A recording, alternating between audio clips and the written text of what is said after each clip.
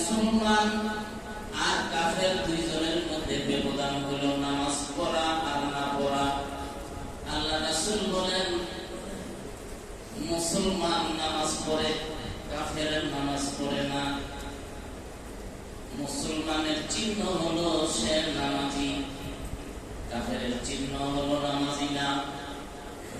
যে ব্যক্তি নামাজ পড়বে না তার কোন ইবাদত কবুল হবে না, জমা হয়ে যাবে। কিন্তু একটা হলো কবুল হওয়া আর একটা হলো আদায় করা, জিনিস কিন্তু দুইটা। এই যে হজ করতে যায়, এই যে হজের টাকাটা এটা হালাল টাকা হইতে হবে, কবুল হইতে হইলে, হজ কবুল হইতে হইলে হালাল টাকা হইতে হবে। আমি হাদিসের কথা বলতেছি। আল্লাহ রাসূল বলেন যে তার হালাল টাকা দিয়া যে ব্যক্তি হজ করলো তার হজটা কবুল হবে, তার মধ্যে কোনো সন্দেহ নাই। কিন্তু হালাল টাকা যদি না হয়, হজ হয়ে যাবে কিন্তু কবুল হবে না। তদুরূপ নেকির কাজ যদি হারাম টাকা দিয়া করা হয়, আদায় হয়ে যাবে কিন্তু কবুল হবে না। একটা হলো কবুল হওয়া আর একটা হলো আদায় হওয়া, দুইটা দুই জিনিস। কবুল হইলে কিয়ামতের ময়দানে ওইটার সওয়াব পাওয়া যাবে, ওইটার নেকি পাওয়া যাবে, ওইটার বোনাস পাওয়া যাবে। আর যদি কবুল না হয় তাহলে কিন্তু ওইটার বোনাস পাওয়া যাবে না। এই জন্য আল্লাহ রাসূল বলেছেন, তুমি যে কাজটা নেকির কাজ করবা, তুমি নিজের মন থেকে আল্লাহকে রাজি খুশি করার জন্য করবা, কিন্তু সলিড ভাবে করবা, সলিড টাকা দিয়া করবা। আর নিজে যে ইবাদত করবা এটা একমাত্র আল্লাহকে রাজি খুশি করার জন্য করবা। যদি আল্লাহকে রাজি খুশি করার জন্য না হয়, তুমি যত কোটি টাকাই দাও না কেন, যত ইবাদত বন্দেগী করো না কেন, কিয়ামতের ময়দানে ওই অহংকারের কারণে, গর্ব করার কারণে আল্লাহ রাব্বুল আলামিন জাহান্নামে নিক্ষেপ করবে। এক নাম্বার বলেছিলাম রোজা রাখা, দুই নাম্বার শরীরের যেমন যে চুল, পশম কাটা, এটা থেকে বিরত থাকা। কয়দিন বিরত থাকলে কি সওয়াব? কুরবানির সওয়াব। দেখছেন, এটা একমাত্র আল্লাহকে রাজি খুশি করার জন্য। তিন নাম্বার কুরবানি করা। কি করা? কুরবানি। কুরবানি তো সবাই করা সম্ভব নয়, সবাই করা সম্ভব নয়। যারা তৌফিক আছে, যাদের তৌফিক আছে তারাই কুরবানি করবে। কিন্তু কুরবানি যেই জন্তুটা কিনবে এটা হালাল টাকার হইতে হবে, হালাল টাকার হইতে হবে।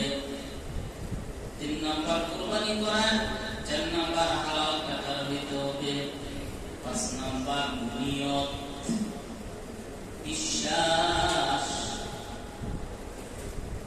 আল্লাহর উপর, আল্লাহকে রাজি খুশি করার জন্য। কারে রাজি খুশি করার জন্য? তারে এই যে আছে না কুরবানির সময় আপনি কিনা বাড়ির সামনে বাইরে দিয়েছেন, আরেকজন আমি এটা নতুন 10,000 টাকা দিয়ে কম কিনছি, কিনে তোরটা কত হবে? আমারটা 1 লাখ বলবো, আমি তো 1 লাখ টাকা কিনেছি, আমার কি 15,000 টাকা লস হয়ে গেল? কি বলি না। এখানে তো লাভ লসের কথা নয়, টাকার লাভ লসের কথা নয়। আমি আমার কুরবানির পশু আমি কিনেছি আমার চয়েস মতো। আল্লাহ রাব্বুল আলামিন আদেশ করেছেন কুরবানি করার জন্য, আমি কুরবানি করলাম।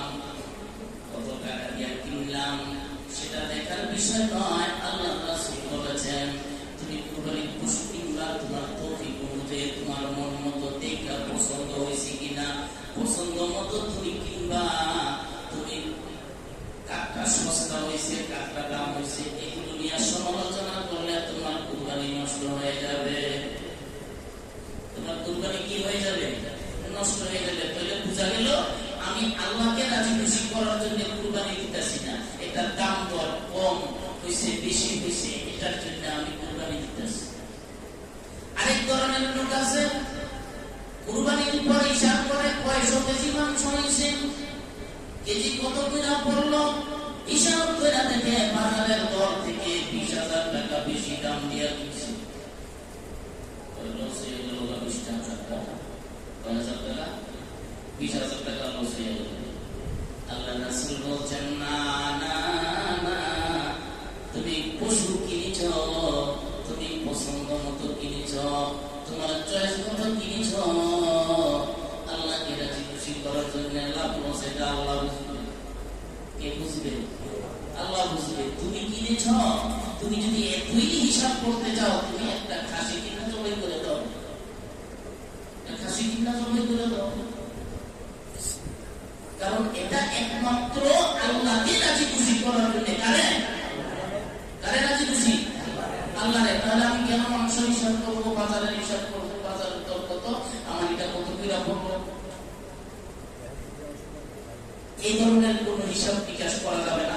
বাজারে গেছেন, পছন্দ হয়েছে, কিনা নিয়েছেন, কত এত টাকা শেষ। কারে দিচ্ছেন? কারে? আল্লাহকে দিয়ে দিচ্ছেন। এবার মাংস আপনি খাইলে খান, না খাইলে নাই। আল্লাহ নিষেধ করে নাই যে মাংস খাওয়া যাবে না, নিষেধ করছেন। আপনি প্রয়োজনে চামড়া কাইটে আপনি বাচ্চা খান, কোন সমস্যা নাই, নিষেধ নাই। বিক্রি করতে নিষেধ করছে, বিক্রি করা যাবে না। সব খেতে পারবেন, সব খাওয়া হালাল, কিন্তু আপনার আকীদা, বিশ্বাস তার উপর। আল্লাহ রাসূলের মৃত্যুর পর একজন সাহাবী হযরত আবু হুরায়রা রাদিয়াল্লাহু আনহুকে প্রশ্ন করলেন, হে নবীর সাহাবী, আপনি তো সব সময় আল্লাহ রাসূলের সাথে থাকতেন। কয়, হ্যাঁ, আমি সব সময় আল্লাহ রাসূলের সামনে থাকতাম, আমি কোনদিন গ্যাপ দিতাম না।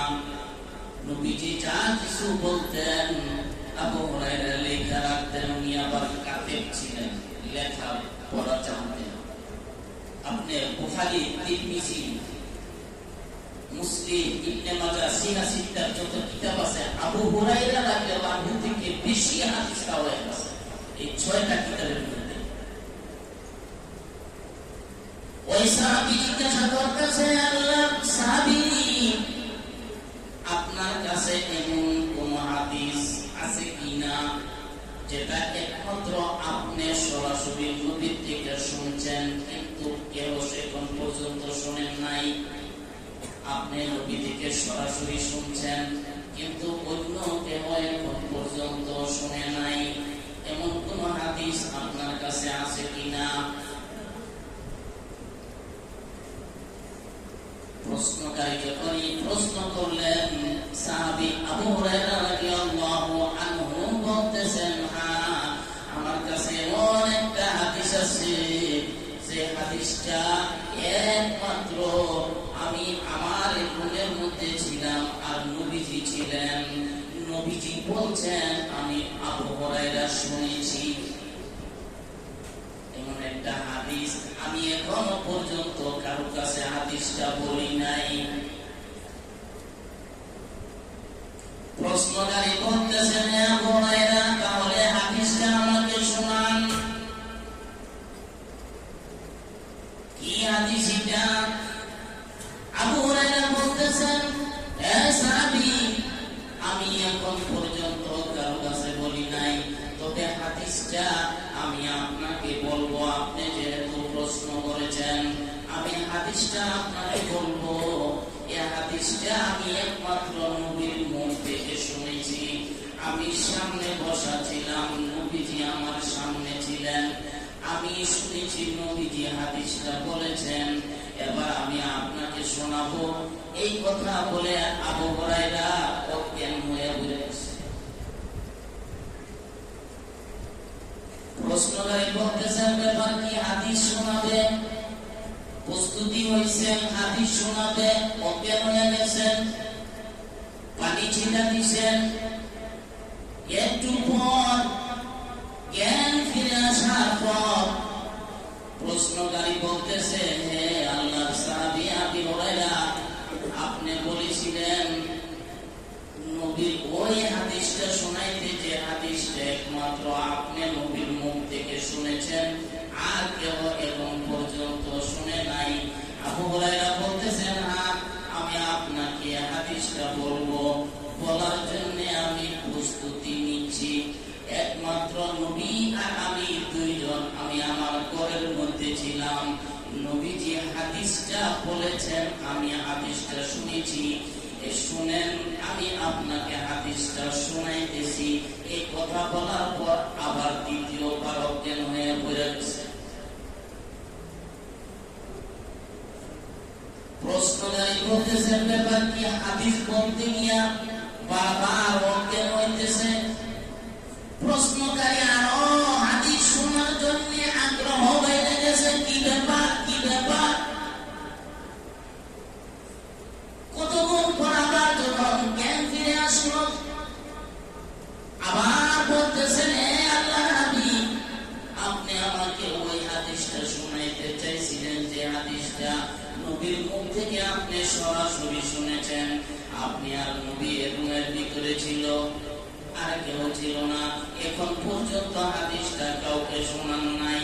আবু হুরায়রা বলতেছেন, হে ভাই, আমি আপনাকে শোনানোর জন্য প্রস্তুতি নিচ্ছি, আমি হাদিসটা আপনাকে শোনাবো। আপনি যেহেতু প্রশ্ন করেছেন, হাদিসটা আবার যখন বলতে যাবে, তৃতীয়বার আবার অজ্ঞান হয়ে গেছে। এরকম ভাবে চারবার অজ্ঞান হয়ে গেছে। কয়বার? কয়বার? চারবার অজ্ঞান হয়ে যাওয়ার পর পঞ্চমবারের মাথায় প্রশ্নকারী আবু হুরায়রার পিছনে যাইয়া ওনাকে আঞ্জাবিয়া কইরা ওনার বুকের সাথে মিশাইয়া ওনারে উঠাইয়া একটু পানি ছিটা দিয়া তারে ধইরা বলতেছেন, এ আল্লাহর সাহাবী, এ আল্লাহর সাহাবী, এমন কি হাদিস আপনি আমাকে শুনাইতে যাইয়া বারবার অজ্ঞান হয়ে যা?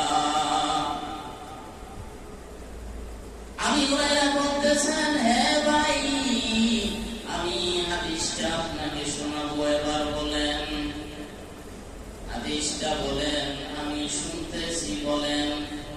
প্রশ্নকারী আবু হুরায়রাকে ভালো করে ধরে বলতেছেন, এবার আপনার কোনো ভয় নাই, আমি আপনাকে ধরেছি, আপনি হাদিসটা শোনান।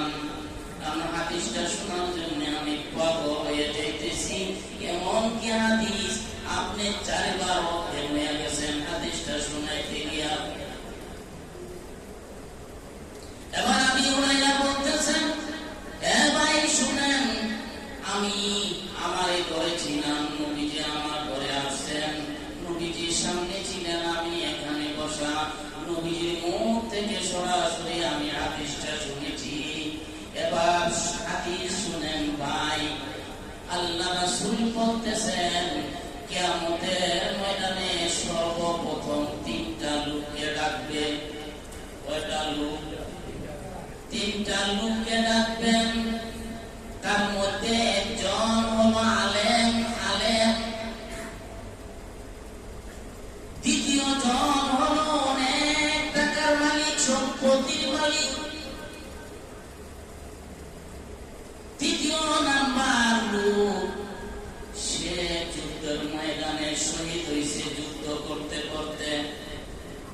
এরকম তিনটা লোক সর্বপ্রথম আল্লাহ হাসরের ময়দানে সর্বপ্রথম ডাকবেন।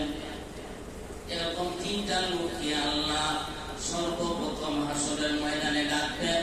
এক নাম্বার আলেম, দুই নাম্বার অনেক সম্পদের মালিক, তিন নাম্বার যুদ্ধ করতে করতে শহীদ হয়ে গেছে।